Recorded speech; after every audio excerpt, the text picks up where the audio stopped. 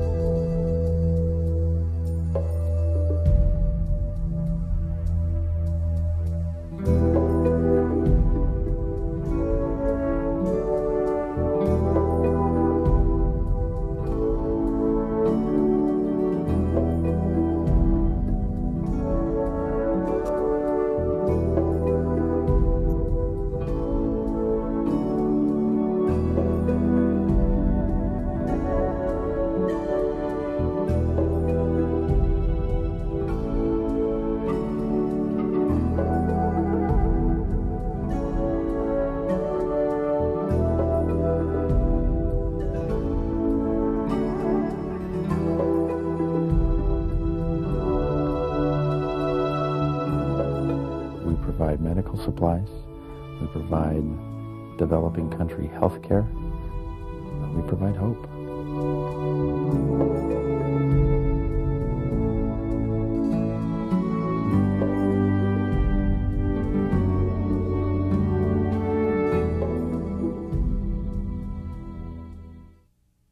The mission of Project C.U.R.E. is to identify, solicit, collect, and deliver medical supplies and services according to the imperative needs of the world. Project C.U.R.E. being the largest distributor of donated medical equipment and supplies, and healthcare being our largest segment of clientele base, we thought it was a natural relationship to strategically partner together.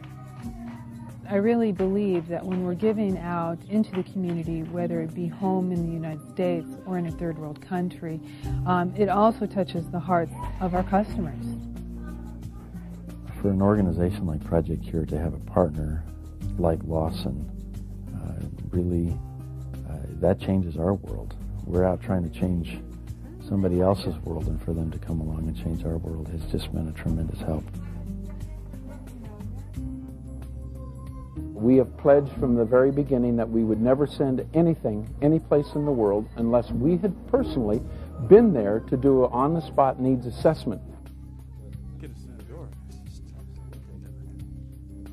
They're in those hospitals, they're talking to the doctors in third world countries, they're touring their labs, they're looking at the ORs and what kind of equipment is in them, and they're doing this assessment so that when they're sending a cargo container of medical equipment and supplies, it's very methodically planned out.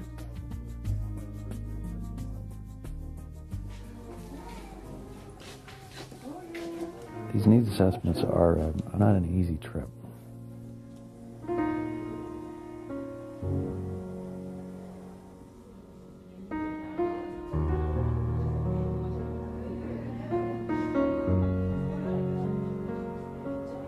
Little kids crying, especially if you're a parent, and to see these little kids suffer is a pretty heart-wrenching ordeal. Just the sheer level of lack of medical equipment and drugs and supplies is staggering. The medical needs for the children are just overwhelming. It's unending. It's like there's always a need for some kind of medical care here. There are many challenges to the health of Africans, and particularly in East and Southern Africa where I work. They battle things that we never even think about. We have malaria, tuberculosis, we have AIDS that we have to deal with. AIDS is a problem in Rwanda like most of African countries. Like here in the Department of Internal Medicine, 60% of hospitalized patients suffer from HIV and AIDS. There's also pneumonia and respiratory diseases. So there's quite a long list of mostly preventable diseases that are known as diseases of poverty.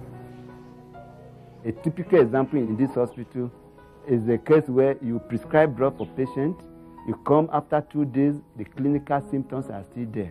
When you ask why, say no money. Healthcare is number one, is among the priorities in the process of rebuilding our country. There are things that we take for granted in this country when it comes to healthcare. We go into hospital, we expect the doctor to have clean hands, put on a pair of gloves. We get an injection, we expect it to be a clean needle.